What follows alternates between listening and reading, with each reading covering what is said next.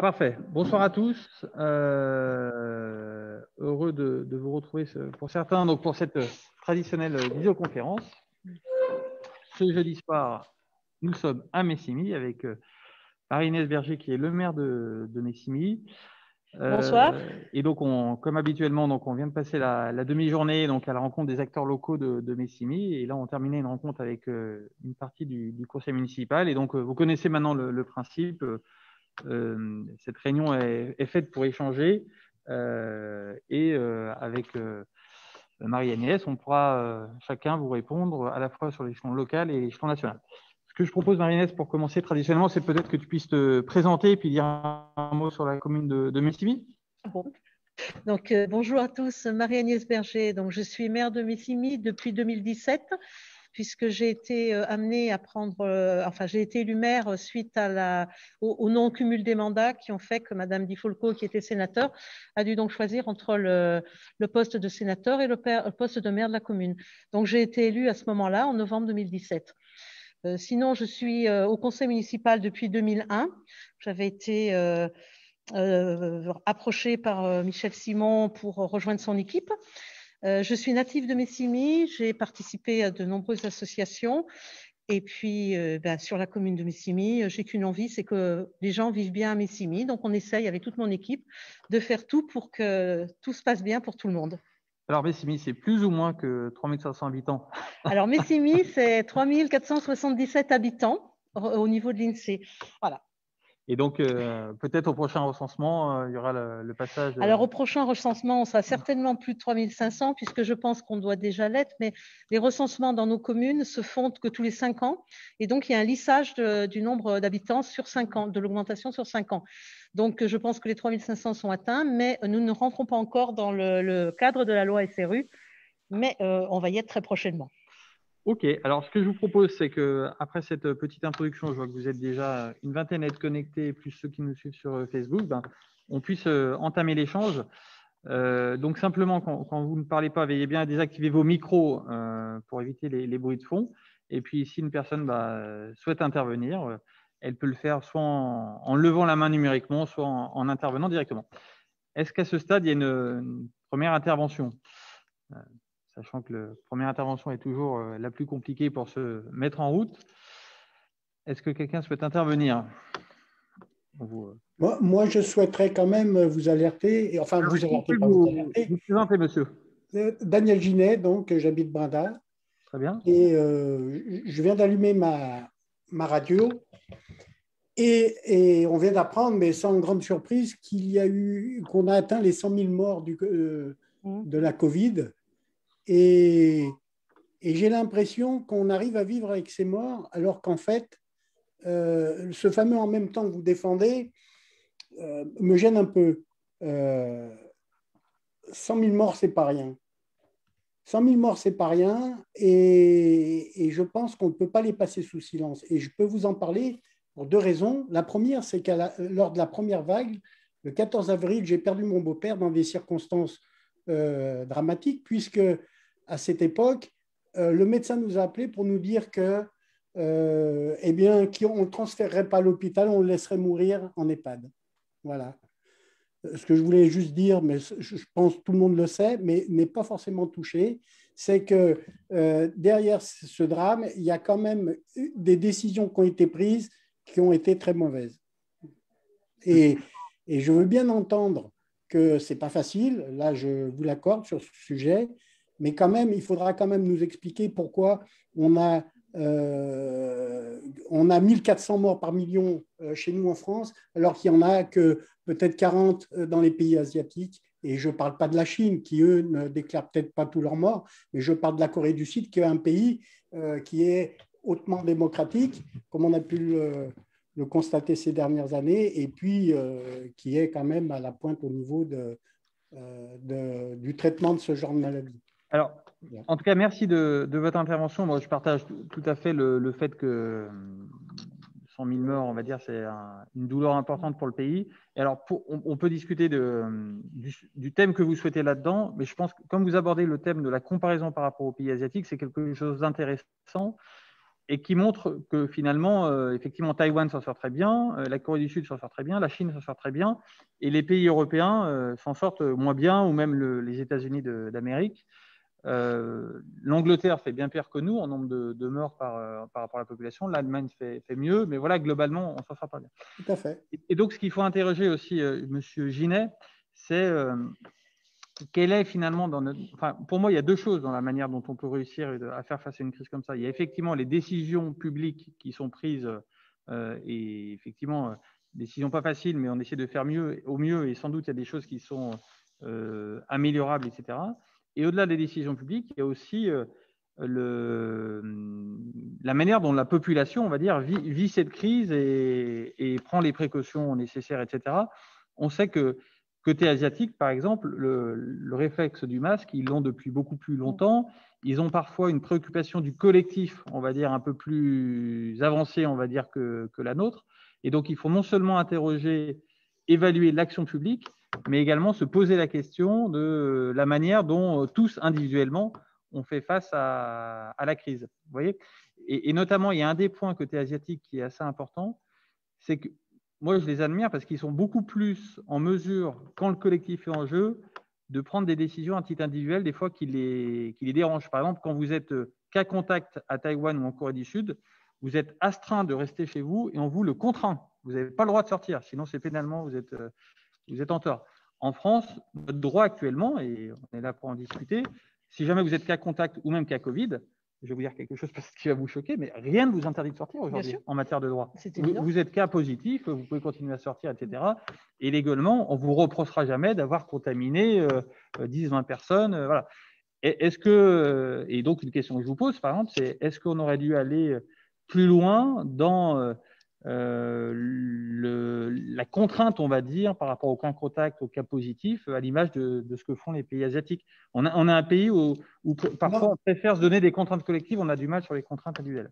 Oui, alors je ne veux pas monopoliser le débat uniquement sur ce sujet, mais oui, on aurait pu, puisqu'on ne se prive pas de le faire lorsqu'il s'agit, je ne sais pas, de réprimer les gilets jaunes, d'empêcher les gens d'aller manifester. Et là, entendons-nous bien, je vous avais alerté sur ce sujet, vous m'aviez répondu en me disant oui, mais vous inquiétez pas, il y a le Conseil constitutionnel qui y veille. Mais on s'aperçoit aujourd'hui quand même qu'il y a beaucoup de libertés qui sont remises en question et quand on veut, on le fait. Donc pour moi, c'est un non-sujet parce que après, vous pourrez peut-être nous en parler, mais les 450 milliards dont vous parlez, qui sont quand même pas une bagatelle, il va bien falloir les payer. Je ne sais pas comment vous allez l'introduire dans votre campagne pour 2022, mais sincèrement, les Français ont du souci à se faire. Et il va bien falloir qu'on en parle. Alors, il y a plusieurs choses. En fait, dans les contraintes effectivement qui sont demandées, vous parlez par exemple des manifestations, le droit à manifester a été considéré en France, d'autres voisins n'ont pas fait le même choix, comme quelque chose qui était assez fondamental.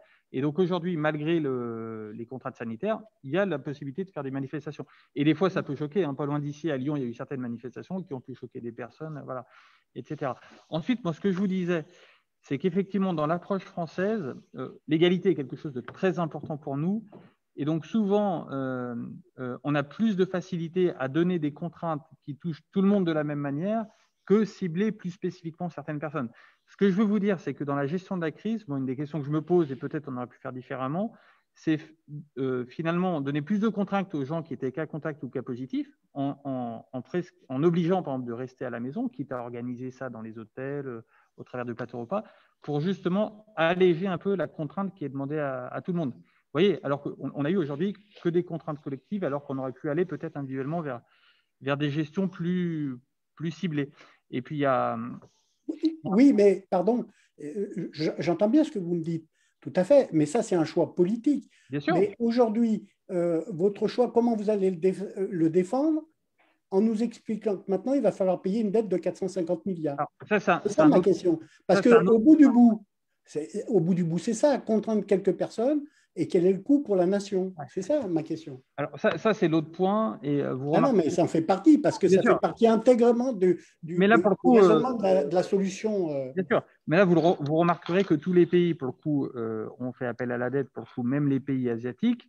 Et moi, je pose plutôt la question inverse, c'est quelle est la dépense qu'on n'aurait pas dû faire? Est-ce qu'on n'aurait pas dû renforcer le système hospitalier? Même certains nous disent qu'on n'a pas suffisamment. Est-ce qu'on n'aurait pas dû aider les entreprises? Voilà.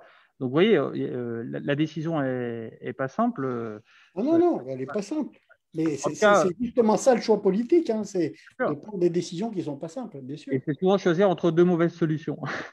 Et donc, on Oui, essaie enfin, la décision à 450 milliards, excusez-moi, moi, ça me gratte quand même parce qu'on n'en parle pas et on entend quand même des petites brides par M. Le Maire.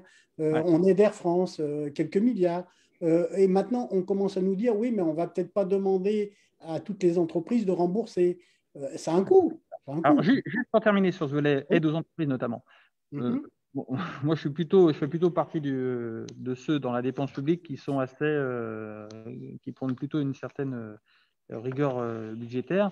Mais sur le soutien aux entreprises, on s'est très rapidement rendu compte que ne pas aider les entreprises, donc économiser un peu d'argent public, allait produire des effets bien pires que les aider. Ce que je veux vous dire, c'est que c'est moins coûteux pour le coup de les aider, parce qu'il ne faut pas oublier que les entreprises, quand elles tournent, elles rapportent aussi de la fiscalité, elles font tourner l'économie, etc. C'est pour ça que tous les États du monde, même les plus libéraux, ont eu des plans de relance et de soutien aux entreprises, on va dire, assez massifs. Bon, en tout cas, merci pour vos différentes interventions. Je ne sais pas si toi, ça t'appelle un commentaire en particulier vu de la commune de Messimy. Non, vu de la commune de Messimy, on est un petit peu loin de ce qui se passe à Paris et des décisions qui sont prises à Paris. Mais c'est vrai que moi, je trouve aussi très dommageable tous ces meurtres qui sont, puisqu'on a atteint les 100 000 morts. Je trouve qu'on va continuer à en avoir. Ça, il faut pas se leurrer, hein. Moi, par ma profession qui est dans la recherche médicale, je ne suis pas aussi optimiste que certains sur la suite des événements. Mais bon, on croise les doigts et on espère que très vite, on va retrouver une vie normale quand même. Par contre, je prône la vaccination. Allez vous faire vacciner. Ah oui, alors, bon. vous nous tendez presque la perche. J'ai appelé toute la journée et impossible de prendre un rendez-vous. Mais ça va se multiplier. Non, mais donc, il va y avoir de la place. Il va y avoir de la place, ne vous inquiétez pas. Et deuxième point, je devais assurer une intervention dernier point, chirurgicale. Et aujourd'hui, les interventions sur Lyon sont toutes, qui nécessitent des anesthésies sont toutes reportées. Oui, il y a une repriorisation, effectivement, tout à fait. Donc alors, ça aussi, c'est des morts potentielles à venir. Bien sûr. Juste un point pour voir pour modérer, on va dire, la gravité de la situation. Je vous invite à aller sur le site de l'INSEE et pour voir le nombre de décès depuis le début de l'année. Et vous verrez que du fait de la crise aussi, il y a beaucoup d'autres décès qui sont évités, notamment d'autres épidémies, etc. Et donc, pour l'année, je parle uniquement pour l'année 2021, à ma connaissance, on est à peu près sur un nombre de morts… 2020. Sur 2021, je parle du premier trimestre 2021. Vous avez un… D'accord. Ah oui. Il ne faut pas oublier qu'en France, chaque année, on a 800 000 morts, hein, quoi qu'il arrive. Hein, donc. Oui, j'ai appris ça. Effectivement, je me suis renseigné. Voilà. Il y a un report, il y a plus de morts, on va dire, des personnes plus âgées et des vies épargnées chez les jeunes. Oui. Voilà. Et Daniel fait bien de nous rappeler qu'effectivement, on peut se faire vacciner à Vaugneray, à Sainte-Foy-Argentière, à l'hôpital Pierre-Garot pour la vaccination. Alors, merci beaucoup, en tout cas, monsieur, pour votre retour. Merci. Est-ce que quelqu'un d'autre souhaite intervenir sur Oui, bonsoir. Oui, alors est-ce que vous pouvez vous présenter? Oui, bonsoir, je m'appelle Sébastien et donc je suis en location sur la commune de Messimy. Éventuellement, vous pouvez mettre votre vidéo, mais c'est vous qui voyez. Alors, si cela ne vous embête pas, je ne vais pas la mettre. Si pas ça de ne problème. pas. Non, ça ne m'embête pas du tout. Merci beaucoup. Alors, j'avais juste une petite question juste sur la commune de Messimy en soi. J'ai eu connaissance, il y a très peu de temps, qu'il y a des logements qui vont être construits route de la Châtelaise, un petit peu en dessous de l'école. Alors, ils ne vont pas être en dessous de l'école, en fait, ils vont être sur le terrain vague qui est actuellement dans le centre du village. D'accord. L'ancien café du Midi. Et d'accord, merci.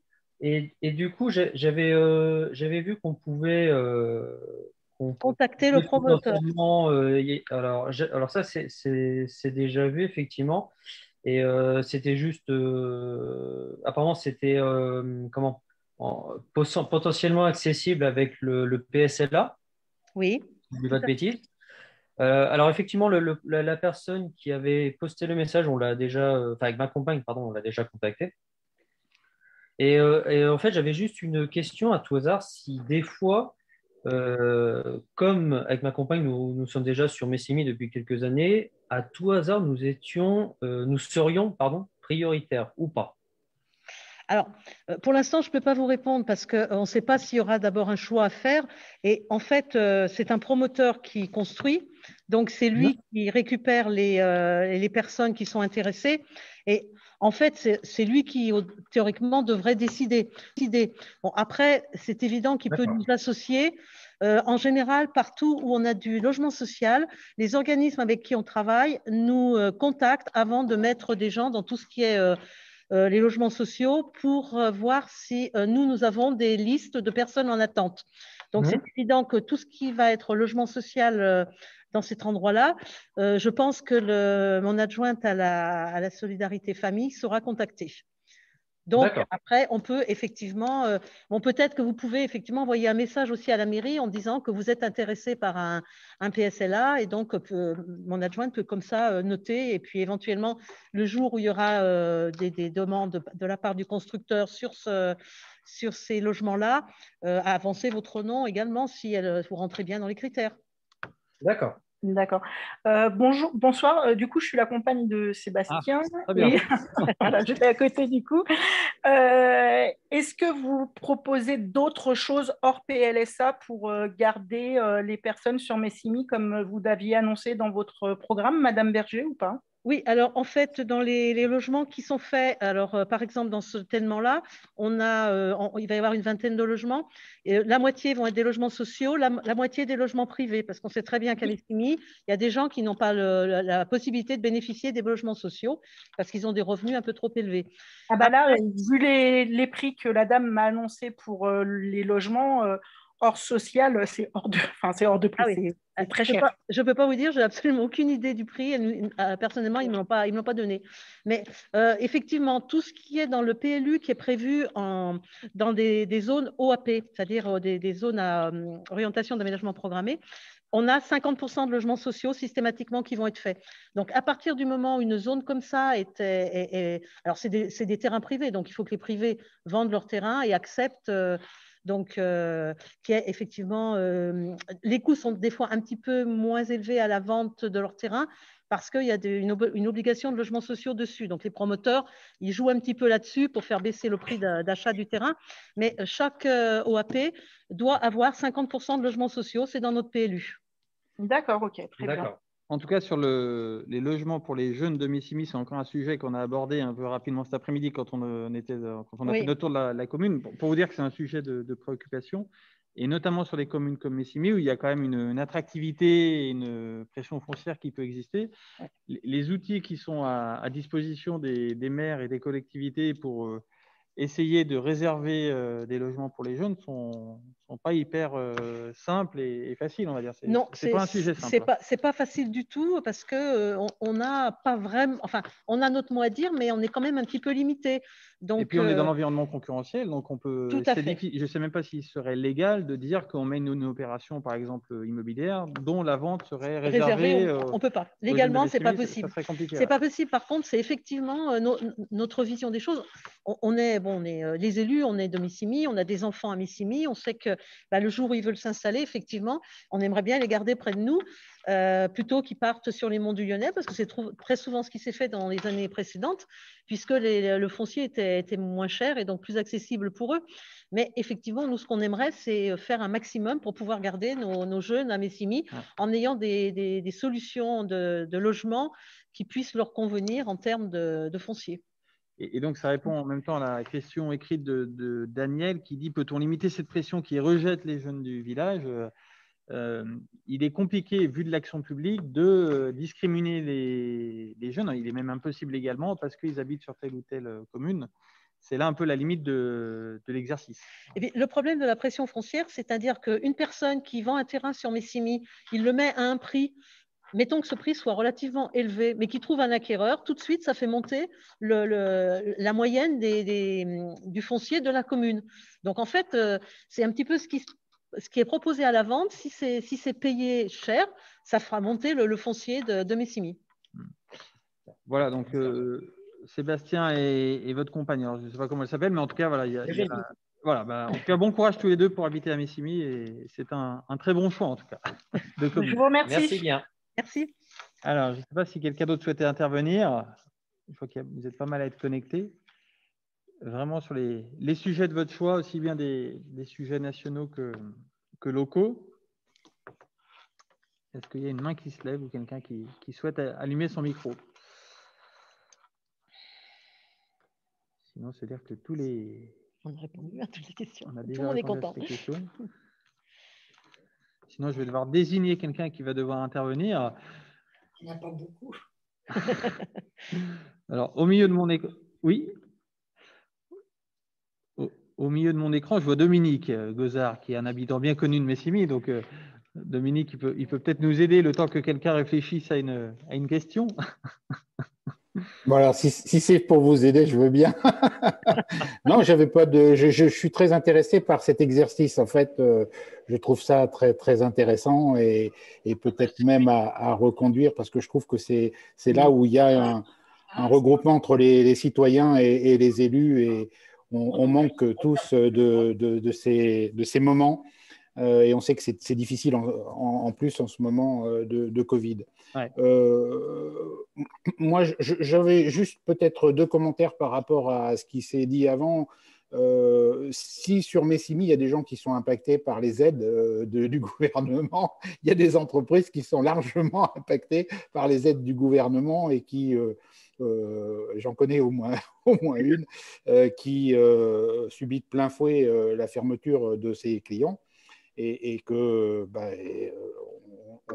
c'est un choix. Et comme tu l'as dit, Thomas, je pense que c'est important qu'on arrive à passer cette étape avec un tissu économique qui soit prêt à redémarrer le plus rapidement possible, parce qu'on a bien vu que quand il y a eu des réouvertures après le premier confinement, la consommation s'est remise à partir et ça c'était plutôt bien pour tout le monde, parce qu'effectivement, ça paye des salariés, ça fait des entrées pour l'État, et que l'enjeu, et quand on voit l'état du Brésil aujourd'hui, c'est un enjeu qui est colossal. Je vais peut-être juste profiter, puisque Marie-Agnès est là, on a au sein du Café Citoyen, je vais faire un peu de la pub pour le Café Citoyen de Messimy, où on continue quand même à œuvrer, à discuter. On a quelques débats ou quelques idées sur justement comment ce débat citoyen peut augmenter dans une commune comme Messimy. Et on a eu une petite discussion ces derniers jours, enfin ces jours-là même, sur la possibilité de filmer le conseil municipal, et ce qui est un droit aujourd'hui, hein, puisque enfin, aujourd'hui, ce mode de fonctionnement est complètement encadré légalement. Est-ce que ça ne serait pas un sujet intéressant à creuser? Je ne parle pas pour demain, hein, mais en tout cas de réfléchir pour que pas le Café Citoyen, le conseil municipal, finalement, soit filmé et disponible pour tout un chacun, pour pouvoir assister à distance sans forcément se rendre à la mairie compte tenu du Covid, etc. Mais peut-être même ça va durer encore quelques temps. Est-ce que ça ne serait pas un sujet intéressant à creuser? Alors, bon, je vais te répondre. Non seulement c'est un sujet intéressant à creuser, mais c'est aussi un sujet dont la commission communication doit s'emparer. Ça a déjà été soulevé en commission, et donc ils vont travailler sur le sujet. Après, bon, il faut aussi qu'on s'équipe un petit peu, parce qu'il faut que ça soit quand même des choses de qualité, parce qu'on s'aperçoit très bien maintenant que… Bon, plein de choses se font en visio, mais c'est pas tout. Si on n'a pas le matériel adéquat, il faut quand même… c'est un petit peu plus difficile. Donc, la commission communication travaille quand même sur le sujet. Alors, si la commission communication a besoin de renseignements sur les solutions pour faire ça dans de bonnes conditions et pas cher, je suis prêt à les aider. D'accord, bah écoute, l'adjoint à la communication est derrière moi, donc enfin devant moi. Donc il a bien noté ce que tu lui as dit. Mais au-delà de la technique, Marie-Agnès, ce qui m'intéresserait, c'est de savoir si toi, tu serais partante pour ouvrir ce nouveau. Finalement, aujourd'hui, la visio, tout le monde l'utilise et peut-être que ce qui est possible aujourd'hui n'était pas forcément possible il y a un an ou deux. Mais est-ce que ce seraient des sujets qui pour toi, sont des sujets intéressants permettant d'ouvrir un peu plus les débats dans une commune comme Messimy? Alors, indépendamment des problèmes techniques. Oui, indépendamment des problèmes techniques, il y a quand même un problème qui se pose, c'est que ces débats sont publics, mais ne sont pas des débats. En fait, tu as que le conseil municipal, mais les gens qui vont suivre ne pourront pas intervenir. Oui, on est bien d'accord. Par contre, tu vas faire des réunions publiques où là, effectivement, tu aurais beaucoup plus d'échanges. Et en fait, le but, c'est les échanges parce que, bon, à part là, depuis 2020, depuis les élections où on a eu quelques personnes qui assistaient au conseil municipal et encore, il n'y en avait quand même pas beaucoup. C'était surtout des gens de chaque liste qui n'étaient pas élus, qui étaient présents. Avant, on n'a jamais eu une seule personne dans les conseils municipaux. Donc, c'est vraiment, tu vois, je me dis, est-ce que ça vaut le coup? Et si c'est après pour se faire descendre sur les réseaux sociaux, moi, ça me pose un petit peu problème aussi. Ah, mais mais malheureusement, ça, c'est le risque. Mais si ça se passe bien, il n'y a pas de raison d'être descendu sur les réseaux sociaux. Ça veut dire que quelque part, enfin, je veux dire, aujourd'hui, il y a quand même énormément de communes qui utilisent ce nouveau moyen. C'est aussi peut-être une façon de prendre ses responsabilités sur un certain nombre de sujets. C'est pas du tout une critique, hein, c'est juste une réflexion qu'on a eue à certains, je te dis, depuis un ou deux jours. Et voilà, donc moi, c'est pas le problème de savoir si ça va aller sur les réseaux sociaux. De toute façon, tout va sur les réseaux sociaux aujourd'hui, que ce soit filmé ou pas filmé, tout va sur les réseaux sociaux, ou peut aller sur les réseaux sociaux. Peut-être même que des fois, ça peut aller sur les réseaux sociaux quand c'est plutôt caché, de façon un peu plus agressive. Je pense que Thomas va comprendre de quoi je veux parler, parce qu'il y a effectivement un certain nombre de personnes qui s'expriment sur les réseaux sociaux par manque d'informations ou pour tout un tas d'autres raisons. Mais peut-être que c'est une façon aussi de couper l'herbe sous le pied des gens qui, justement, sont pas forcément très amènes avec… Oui, mais alors, il faut aussi… Il y a une chose, moi, qui me pose un petit peu problème, c'est que si tu veux, il ne faut pas non plus que ça fausse les débats au niveau du conseil municipal quand on sait qu'on est filmé.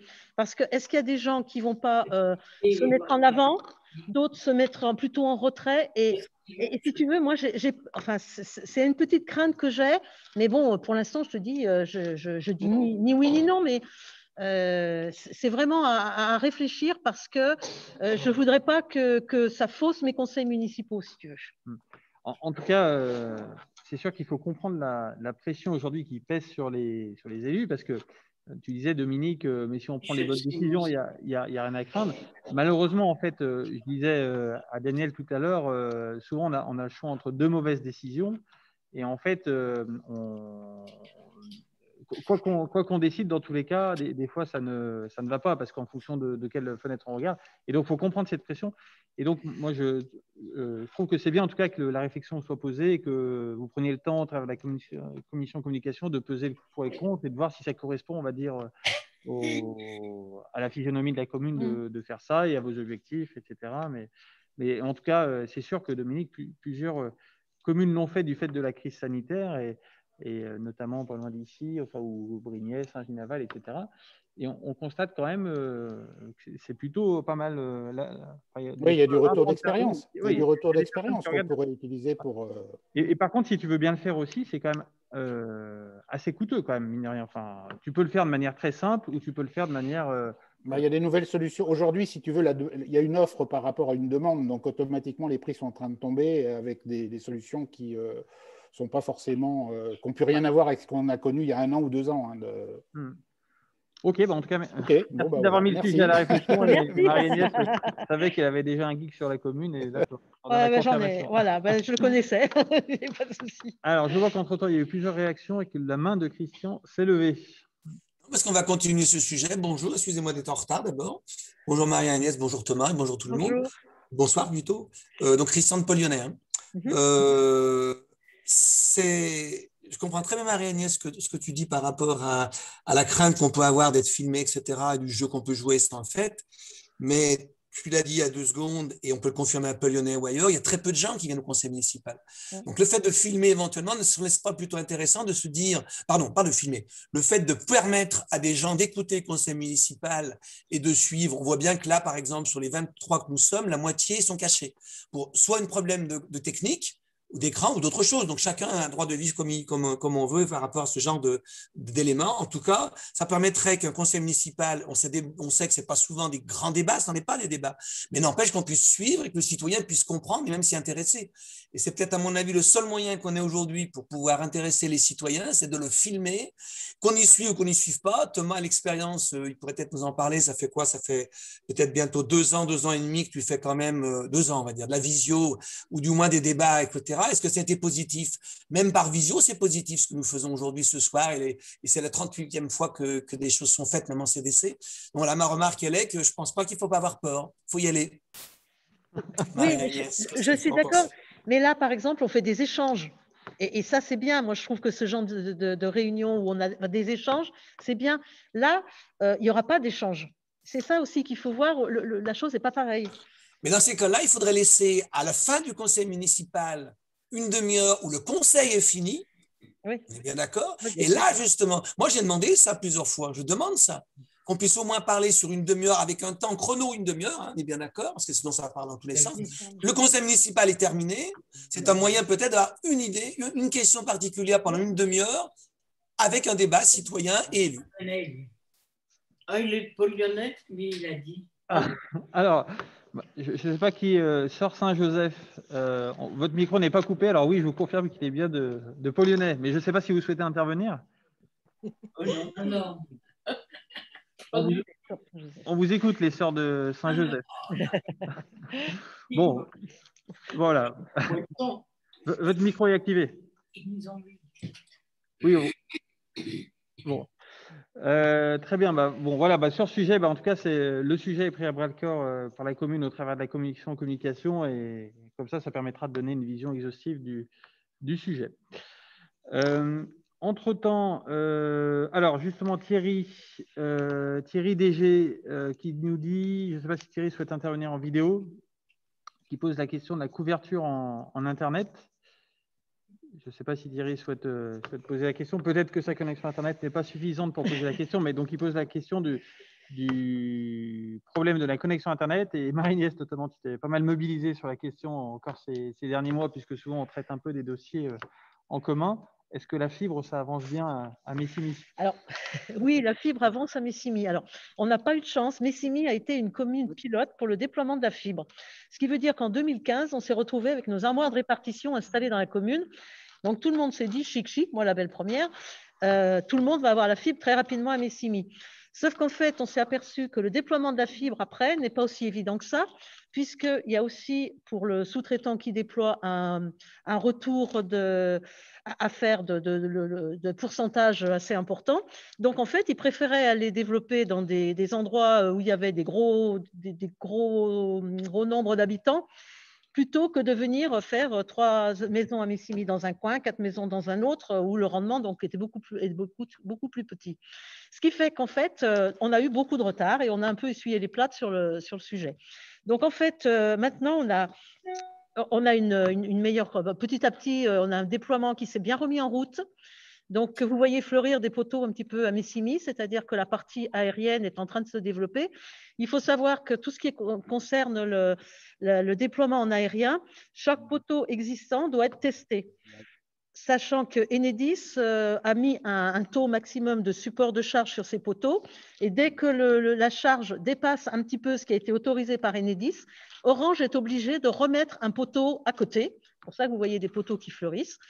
Ou si c'est les poteaux d'Orange qui ne sont pas assez dimensionnés, changer les poteaux. Donc, on a sur la commune des poteaux Enedis qui sont utilisés, des poteaux Enedis qui ne peuvent pas être utilisés, donc un poteau qui est planté à côté, ou des poteaux Orange qui sont changés. Donc, on a ces 3 configurations actuellement. Donc, là, je pense que dans les déploiements les plus… alors moi, quand j'ai une demande de plantation de poteaux, c'est le cas de le dire, la demande, elle est faite pour 1 an. Alors, je ne peux même pas dire à quelle période ils vont me planter le poteau. Mais ceci dit, on avance. On a quand même, par exemple, actuellement Quincenac qui est en développement et je pense qu'il va être accordé assez rapidement, puisque tous les poteaux ont été testés. Donc là, maintenant, bon, ça devait être fait avant fin février. Bon, je suis désolée, il y a eu du retard, mais ça devrait aller assez vite.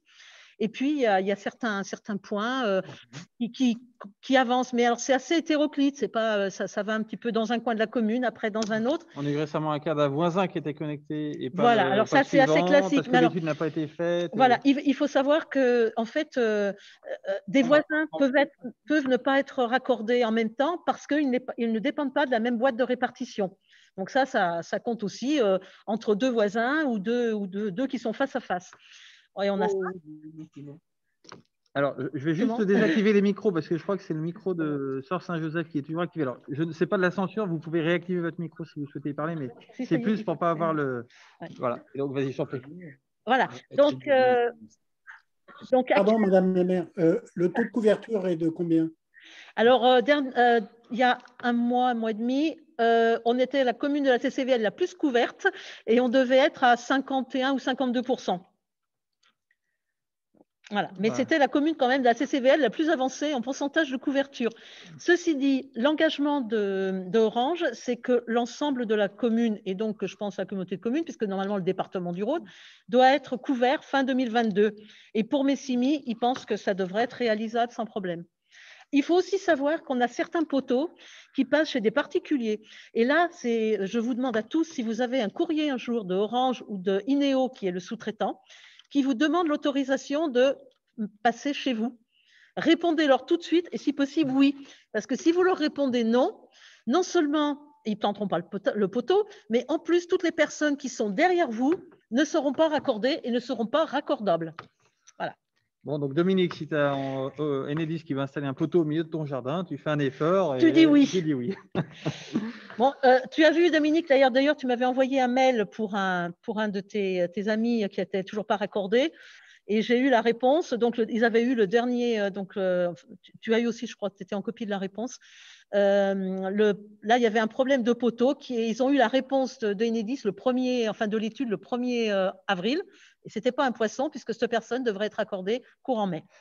Et là encore, parce que parfois on se pose la question est-ce qu'avant c'était mieux, il faut se rappeler le temps qu'il a fallu pour développer le réseau téléphonique. Ça s'est fait sur plusieurs dizaines d'années. Donc là, on est dans une société où on veut tout ultra rapidement, mais mine de rien, il y a des contraintes d'ingénierie avec en plus aujourd'hui des normes et des textes réglementaires qui sont venus complexifier les choses. Donc oui, ce développement fibre optique peut paraître un peu lent. Mais voilà, il y a encore, en tout cas, ça avance bien. Ça avance. Et une fois vraiment, aujourd'hui, on ne connaît pas d'autre rupture technologique que la fibre optique. Donc, quand une maison est raccordée, elle est faite au moins pour 50 ans. Voilà. On ne connaît pas aujourd'hui la vitesse théorique limite du passage du débit dans la fibre optique. C'est quasiment un débit illimité qui est permis grâce à la fibre. Voilà pour la question numérique. Alors, je crois que Michel Simon, j'avais vu que la main était levée. Je ne sais pas si Michel souhaite intervenir. Oui, bonsoir. D'abord, mes excuses, je suis arrivé à la bourre aussi. J'avais levé la main, mais c'était pour le plaisir de faire l'avocat du diable sur la question de la vidéo. Moi, je suis très, très sceptique sur l'intérêt de passer en vidéo les conseils municipaux. J'ai une réflexion qui est la démocratie, ce n'est pas un régime simple. Chacun doit faire son effort. S'il y a vraiment un intérêt pour ce qui se passe dans la commune, sur la façon dont les décisions sont prises, de la façon dont les problèmes s'instruisent, eh bien, je pense que ça vaut la peine d'aller faire un tour, en dehors des circonstances du moment. Hein, mais ça mérite d'aller voir ce qui se passe au conseil municipal, ça mérite de discuter avec les élus, s'installer derrière son écran pour regarder une vidéo après coup, je trouve ça un peu stérile. La démocratie, elle mérite mieux que ça. Voilà ce que je voulais dire. Moi, j'ai toujours été... disons, chagriné, déçu par le fait que les conseils municipaux, tous les mois, on avait une personne qui venait. C'était sa femme. Et on était contre, avec plus de journalistes. Voilà. Bon, si les gens sont intéressés, pas bien. Qui viennent, vous êtes les bienvenus. Venez. Voilà. Par contre, Michel, je trouve que ta réflexion est intéressante. Par contre, à la décharge des citoyens, entre guillemets, en fait, nous, en tant qu'élus, je pense qu'il faut qu'on se rende compte qu'il n'est pas si évident pour un citoyen de pousser la porte d'un conseil municipal. Nous, on en fait plein, etc. etc. Souvent, un citoyen qui pousse la porte d'un conseil municipal, d'autant plus s'il ne connaît pas grand monde, ça va être peut-être vu des fois un peu comme un peu suspicieux. Tiens, qu'est-ce qu'il vient faire là? Il a quelque chose à écouter, il y a une décision qui le concerne, etc. Et donc, moi, je peux partager ta position. Enfin, chaque commune voit si elle diffuse ou pas sur Internet. Oui, il me semble qu'on pourrait avoir une réflexion pour se dire comment, sur un mandat, par exemple, de maire, on peut, à chaque conseil municipal, inviter une tranche de la population pour que ce soit une démarche positive. Tu vois, on pourrait, pour un peu inciter les gens à venir. Ce que je veux dire, c'est que ce n'est pas si naturel que ça de la part d'un citoyen. Je suis d'accord avec toi, ce n'est pas naturel la première fois, parce que tu es timide, tu es réservé, tu n'oses pas, etc. Voilà. Une fois que tu l'as fait, c'est quand même beaucoup plus facile. Ceci étant, l'idée que tu donnes en ce moment pour associer davantage les gens aux conseils municipaux, c'est-à-dire d'inviter une tranche de population, ce soir c'est Matt-Laverne, c'est Cassona, c'est ce qu'on peut, ça peut-être, oui, effectivement. Ouais, j'avais une idée, j'avais été maire, j'avais une idée que je n'ai pas eu le temps de mettre en œuvre, c'était de dire il y a 50 conseils municipaux, grosso modo, dans un mandat, ou 60. Il y a 52 semaines dans l'année, on prend la liste électorale et on divise la. Pourquoi pas, on invite tous ceux qui sont nés au premier conseil municipal du 1er au 7 janvier, ou alors une autre forme de division. Et je pense que sur la partie de ceux qui sont invités, il y en a peut-être une partie qui se dirait ah tiens, je vais quand même aller voir, je suis invité. Ça peut être une idée. Si je peux me permettre, une approche comme celle-là, au moins les gens, ils la méritent leur démocratie, ils vont au devant. Voilà. Ils n'attendent pas que ça tombe tout de suite. Si je peux me permettre, Michel, juste de faire une petite remarque, c'est que j'entends, je pense que il y aurait beaucoup plus de jeunes qui assisteraient. On est au 21e siècle. Enfin, on peut effectivement expliquer que la démocratie, ça se mérite, etc. Mais je pense qu'on doit quand même s'ouvrir à d'autres techniques et à d'autres façons de communiquer. Et ça n'a rien de… Alors, le pire, Michel, c'est que quelque part, ça voudrait peut-être dire pour certains qu'il y a des choses à cacher qui sont dans le conseil. Tu comprends? C'est-à-dire qu'on peut renverser ton argument pour dire, mais finalement, si on empêche les gens… Je suis d'accord, tu me dis, il faut y aller. Oui, ok, d'accord, mais on sait que ça ne marche pas. Non, mais on sait que ça ne marche pas. C'est le problème. On peut aussi peut-être essayer d'aller vers des approches peut-être, mais ça doit être piloté par la mairie. Ça, j'ai pas de souci. Il ne faut pas se bercer de mots. Il faut pas se bercer de mots. Les gens ne viennent pas parce qu'il n'y a pas un intérêt suffisant pour aller passer une soirée à écouter le conseil. Voilà. Je ne pense pas. Moi, je pense pas. Je pense pas. Je ne suis pas d'accord avec toi. Je pense que beaucoup de gens n'y vont pas parce que, justement, ils ont peut-être aussi plein de sous-entendus dans la tête qui les empêchent d'aller à un conseil municipal pour… Voilà, c'est tout. Il élève les sous-entendus. Je vois que Marie-Agnès je trépine. voulait dire un mot. Non, en fait, moi, je pense franchement que les conseils municipaux sont ouverts aux gens. Si les gens ont envie de venir, ils viennent. S'ils n'ont pas envie, ils ne viennent pas. C'est leur problème. C'est évident que dans un conseil municipal, les gens, ils vont assister à un conseil municipal, ils vont dire finalement, ce n'est pas intéressant, on vote des choses, point final, il n'y a pas de débat. Il n'y a pas de débat. Pourquoi? Parce que les débats sont faits avant. Sinon, les conseils municipaux, ils dureraient 3 jours non-stop. Donc, en fait, moi, ce que je défends et que je défendrai toujours, mais maintenant, avec la pandémie, on est un peu coincé, c'est les réunions de quartier. Et ça, je peux autant vous dire que les réunions de quartier, c'est quelque chose d'extraordinaire.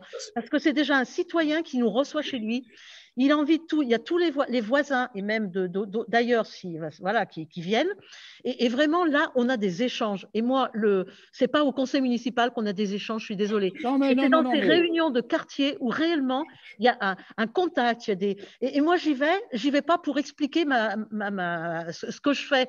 Je demande aux gens, voilà, je présente mon équipe et je leur dis, voilà, quelles sont vos préoccupations, de quoi voulez-vous qu'on parle? Et je ne vais pas tenir le crachoir pendant 2 heures pour leur présenter la commune dont ils n'en ont rien à faire. Mais bravo, je dirais, mais qui peut le plus, peut le moins. Si on peut faire les réunions de quartier, et encore une fois, pour moi, c'est un outil démocratique. C'est pas, effectivement, ce n'est pas du débat, c'est simplement peut-être amener des personnes qui ne vont pas aujourd'hui au conseil municipal pour tout un tas de bonnes ou de mauvaises raisons, je suis d'accord avec toi, mais vers peut-être une approche. Alors, ça nécessite peut-être une pédagogie, ça nécessite une explication l'explication, ça nécessite. Je comprends que ce soit compliqué, qu'il y ait du boulot. C'est pour ça que pour moi, le maître d'œuvre de tout ça, c'est bien le maire et la mairie au sens large qui peut faire bouger les choses. Mais je trouverais que ça serait intéressant peut-être. Ça, c'est mon point de vue. J'entends que Michel n'est pas d'accord. Moi, je pense que ce serait intéressant. Voilà, après, tous les points de vue sont bons à entendre. Il y a une chose que la vidéo jamais n'apportera, c'est le contact, l'échange avec les On est d'accord. Ça qui compte. Je vais te poser une question, Dominique. Tu es intéressé par les affaires municipales? Oui. Tu as été combien de fois au conseil municipal? C'est une très bonne question. Et je pense que si c'était en vidéo, je pense que… Non, mais Michel, je vais te répondre. Je pense que, parce que tu sais comme moi que j'ai beaucoup d'activités dans beaucoup de domaines, et je pense que si j'avais la possibilité d'aller voir la vidéo, peut-être même de la revoir, je pense que j'irais. Je pense que j'irais beaucoup plus facilement. Ça ne te donnera pas le contact avec… Mais je cherche pas le contact, je cherche à comprendre comment sont prises les décisions. Voilà. Et moi, ça m'intéresse. Si vous le permettez, j'aurais une question à Madame le maire. Que pensez-vous de l'abstention générale au municipal et qu'est-ce que vous comptez faire ou qu'est-ce que vous avez fait pour dynamiser un peu, justement, toujours sur le sujet qu'on vient d'évoquer, Pardon ? Oui, non, terminé, Daniel. Voilà. Oui, donc ce que je voulais dire, c'est aujourd'hui, il y a les pour, il y a les contre. J'entends bien que c'est un sujet qui est assez en fonction. Bon, il y a un problème aussi de génération. Les gens n'ont pas le temps, ne sont pas intéressés. Comment peut-on faire pour dynamiser et intéresser les gens? Parce que l'abstention est de plus en plus grande. On le voit aussi bien au niveau national. Je voulais dire, Daniel, j'ai bien entendu votre question et je pense que Marie-Inès va y répondre. Et j'ai vu la main de Marie-Claire qui se levait. Et Marie-Claire, on vous passe la parole juste après que Marie-Agnès ait répondu à Daniel. Voilà. Bon, donc sur l'abstention. Vous avez compris la question. Donc. Oui, alors sur l'abstention qu'il y a eu au municipal, je trouve ça fort dommage parce que toutes les sécurités étaient mises en place pour que les gens puissent voter. C'est dommage que les gens ne prennent pas plus à cœur les élections, quelles qu'elles soient d'ailleurs. Après, on est quand même responsable et on avait bien géré les choses. Quand il a fallu faire une distribution de masques, j'aime autant vous dire que tous les habitants de Messigny sont venus récupérer leurs masques. Ça ne leur a pas posé que c'était dans la même salle que l'endroit où on allait voter. Donc, moi, la pandémie, elle a bon dos pour certaines choses quand ça arrange les gens. Voilà, c'est tout ce que je voulais dire. Pour redynamiser tout ça, et comment voulez-vous que je force les gens à aller voter? On fait nos campagnes, on a fait nos campagnes, les deux listes ont fait leur campagne. Les gens venaient assister aux réunions. Si après, ils ne se sont pas déplacés pour aller voter, qu'est-ce qu'on peut faire? On ne va pas les prendre par la main. Après, peut-être qu'il faudrait Enfin, je ne sais pas. Non, je ne sais pas. Franchement, je ne sais pas. Bon, voilà, il n'y a pas de solution magique. Il y a certains pays où on ne parle pas d'un droit de vote, mais d'une obligation. Ouais, je ne pourrais pas arriver là. Je ne suis pas sûr que ça sera un échec de devoir en arriver là. Mais en tout cas, la démocratie, effectivement… elle demande un effort, on va dire, des élus. Enfin, c'est pas inné la démocratie et c'est jamais acquis. Donc, il faut toujours qu'on maintienne tous un effort pour que. Et ceci dit, ce que je voudrais rappeler quand même, c'est que les élections municipales qu'il y a eu en 2020, c'est pas le plus fort taux d'abstention qu'on a eu dans des élections à Messigny. On a connu pire. Alors, Marie-Claire a été très patiente et lève la main depuis tout à l'heure. Donc, Marie-Claire, je vous passe la parole. C'est une question qui n'est pas dans la communication, encore que je crois effectivement que le problème de la communication, c'est très, très important. Mais je voudrais mettre le sujet sur les personnes âgées et leur logement et sur ce qu'on appelle les maisons de retraite ou plus modernement les EHPAD. Parce que nous venons de vivre des drames énormes et des drames aigus dans ces établissements. Et on a compris, et on comprendra peut-être encore un peu mieux plus tard, que c'est des modèles qu'il faut dépasser. Et que dans ce domaine-là, il y a beaucoup à inventer.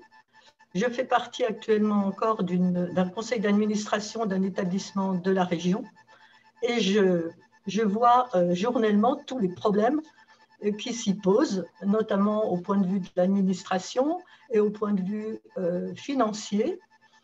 Et je me dis, et au point de vue humain également, je me dis qu'il faudrait vraiment inventer dans les villages, dans les bourgs, des autres modèles où la solidarité naturelle des gens puisse s'exercer sans que des familles disent « je vais placer mon père ou je vais placer ma mère comme un beau vase sur une cheminée ». Voilà. Alors moi, je suis vraiment sensible à ce problème comme ancienne soignante. Je pense qu'on a des ressources humaines qui ne sont pas exploitées et qui pourraient s'exercer d'une autre manière. Peut-être dans des éclatements, dans des petits foyers, des toutes petites structures. Voilà, il faut inventer et je demande à la municipalité et à la région, à vous, monsieur le député, comment vous envisagez les choses. Ouais. Et je mettrai ce problème en parallèle avec les questions que pose l'éducation nationale pour l'enseignement de nos enfants qui se dégradent. Voilà. Alors, je ne sais pas qui. Merci en tout cas pour cette question très importante donc sur les maisons de retraite, les EHPAD et plus globalement sur tous les sujets d'autonomie, effectivement, de service à la personne. Et merci également pour votre engagement dans le conseil d'administration. On ne le sait pas, mais il y a beaucoup d'établissements qui sont gérés par des bénévoles, par des citoyens. On en a vu encore récemment plusieurs. Et donc, c'est un bel exemple d'engagement. Alors déjà, ce sujet au niveau institutionnel, il est géré par les conseils départementaux, donc le sujet de l'autonomie, est souvent en double tutelle avec l'État. Donc, les établissements type EHPAD ont une double tutelle, conseil départemental et ARS, qui sont les agences régionales de santé qui représentent l'État sur les sujets sanitaires en région.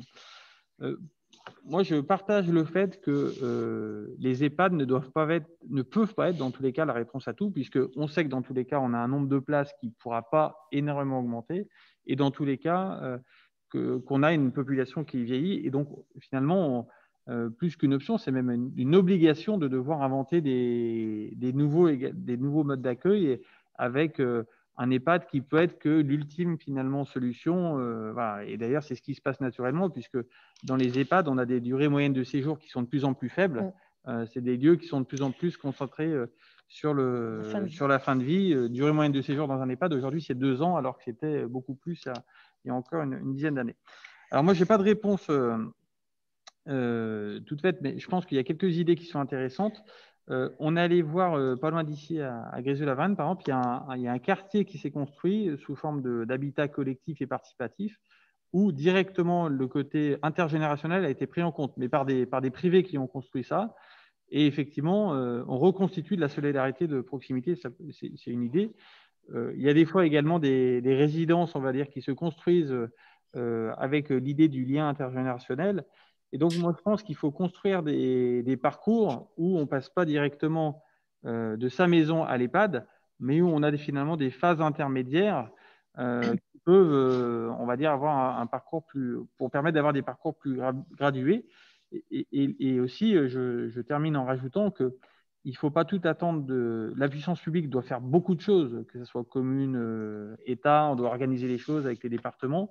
Mais effectivement, il y a aussi chacun une responsabilité individuelle sur nos anciens, que ce soit nos parents, nos grands-parents, etc., pour essayer également de trouver des solutions individuelles. Des fois, je vois parfois des familles qui mettent leurs parents en EHPAD, parfois parce qu'elles n'ont plus forcément la force de s'en occuper. Et donc, il faut aussi qu'on soit tous imaginatifs, enfin, qu'on fasse preuve d'imagination, chacun aussi à titre individuel, pour trouver des nouvelles solutions. Je ne sais pas si Marie-Agnès voulait rajouter quelque chose. Moi, je voulais simplement rajouter que, bien évidemment, nous, on n'a pas les moyens de faire ce qu'il faut pour que les gens puissent rester à domicile. Par contre, on a la possibilité, grâce d'une part au SAPAM, qui est donc le service pour les personnes âgées de Messimy, et qui est donc géré par des bénévoles, et qui est pas géré par des bénévoles, qui est géré par l'adjoint en charge à la mairie, Pascal Guérin, et qui a des bénévoles autour d'elle. Et bon, alors c'est vrai qu'on n'intervient pas forcément pour aider les gens à rester chez eux, mais par exemple, en cette période de Covid, il est bien évidemment naturel pour nous de prendre régulièrement contact avec les gens. On a une liste de personnes âgées, et l'équipe qui est autour de Pascal Guérin téléphone régulièrement à ces personnes, leur demande comment elles vont, si elles ont besoin de quelque chose. Donc ça, c'est pour des personnes qui sont à domicile. Et je ne sais pas, mais Pascal qui est avec moi ici, si tu veux intervenir sur le sujet, Mais je pense que c'est quelque chose qu'on fait pendant les périodes d'été déjà, quand il y a les canicules. Et donc, on a repris notre même listing et on contacte régulièrement les gens pour essayer d'être avec eux, qu'ils soient moins isolés, s'ils ont besoin de quelque chose.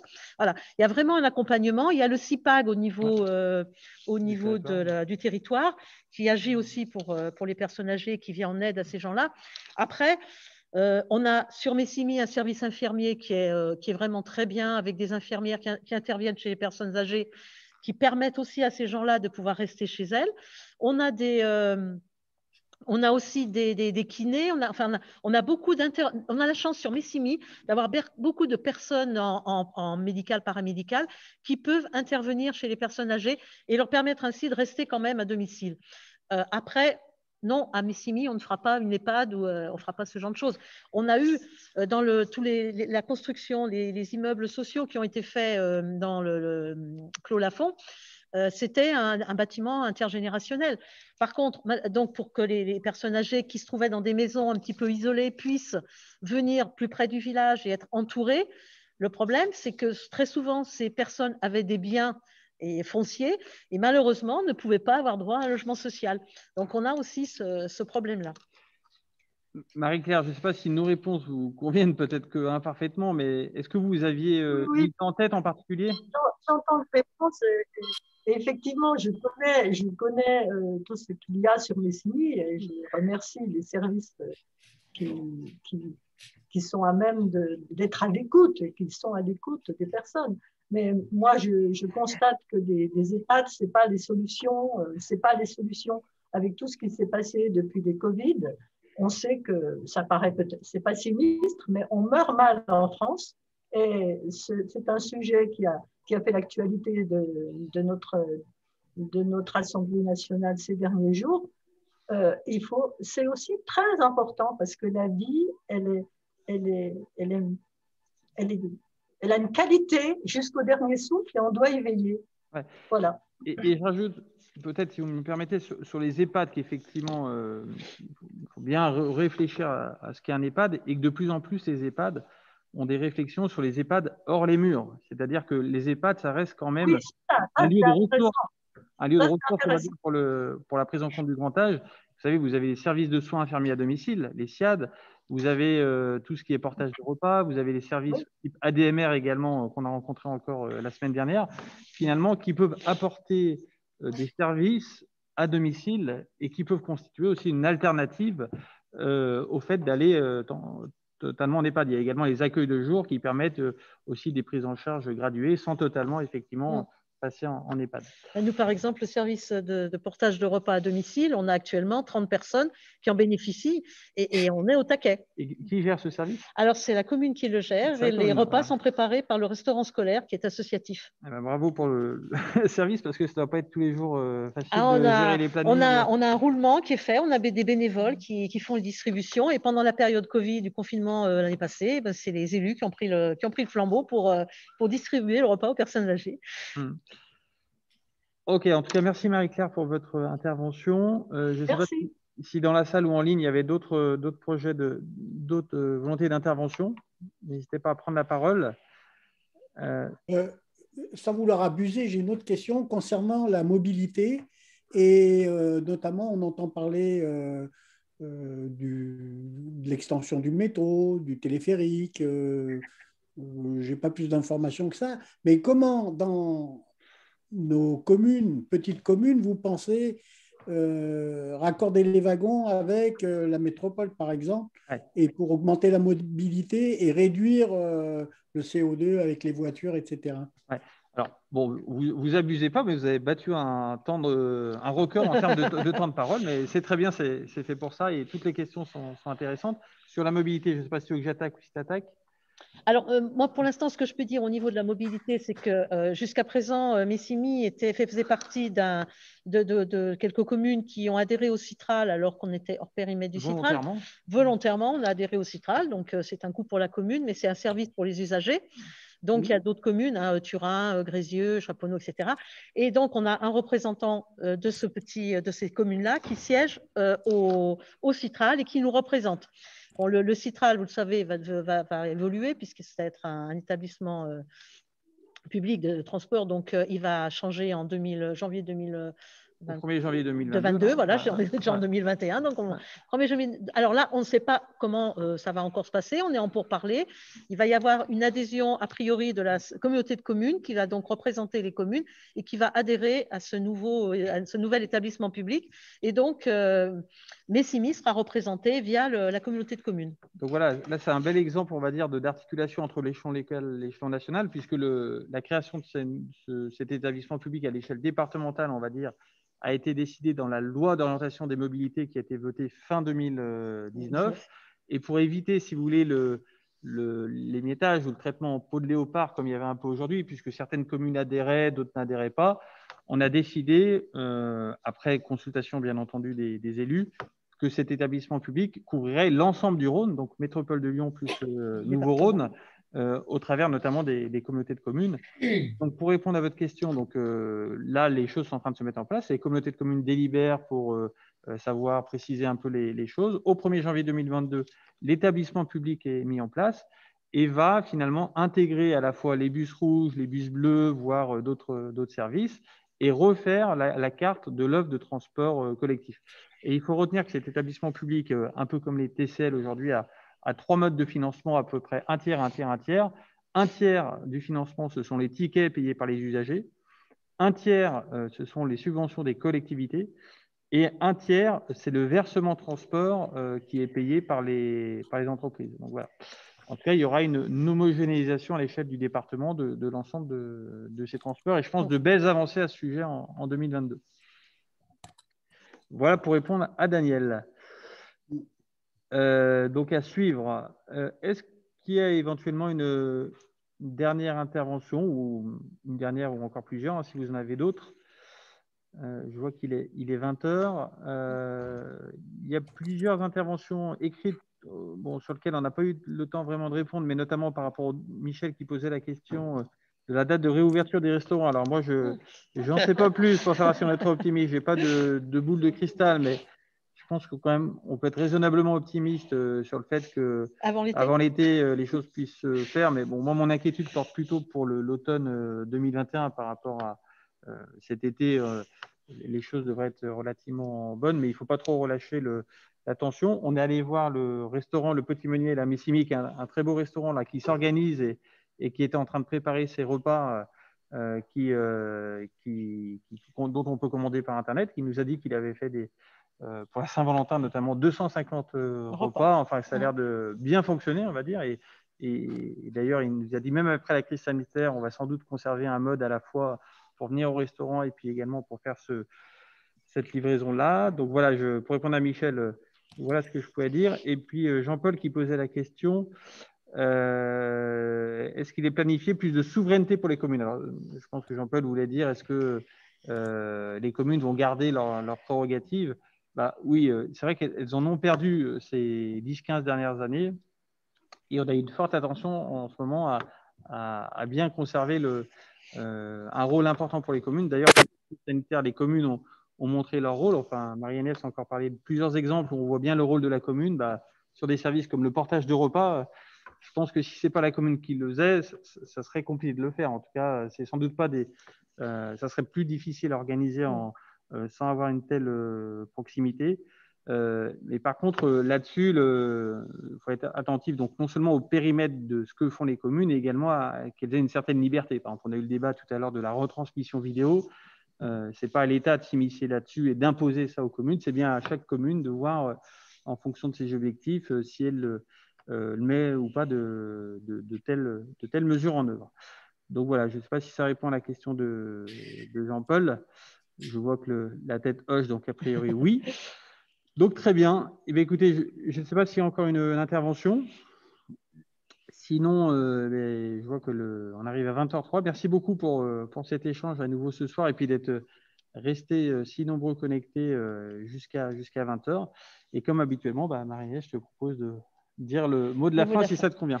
Alors, déjà, je vous remercie tous ceux qui ont été connectés. Je vous remercie pour vos interventions qui ont été diverses et diversifiées et intéressantes. Donc, c'est bien. Et puis, moi, j'adore ce genre d'échange avec les gens. Donc, c'est pour ça que je vous dis que je suis très aux réunions dans les quartiers parce que c'est vraiment quelque chose de bien. Donc, je vous remercie tous. Et puis, je voudrais remercier aussi Thomas. Et puis qui a quand même passé tout l'après-midi avec nous, qui est à notre écoute pour faire remonter les choses au niveau national. Et c'est bien de pouvoir savoir qu'on peut compter sur des gens, de nos élus, aussi bien notre député que notre sénateur. On peut, des petites communes, faire un petit peu de poids à Paris, c'est ce que j'avais dit dans l'après-midi. Et puis, je remercie aussi les adjoints qui m'ont accompagné aujourd'hui. Et puis, toute l'équipe de Thomas qui est venue préparer ce rendez-vous, qui a très bien géré tout ça aujourd'hui. Et puis, encore merci Thomas. Et puis, bravo pour ce que tu fais. Continue. Merci beaucoup. Et donc, bonne soirée à tous. Et Nathalie qui nous dit merci de nous faire découvrir les meilleures dynamiques du territoire. Et donc, toi, c'est l'occasion aussi pour les habitants du territoire de découvrir, y compris ceux qui ne sont pas les maires de leur commune. Voilà. Merci beaucoup. Au revoir à tous. Bonne soirée à tous. Au revoir. Au revoir et merci. Au revoir, merci.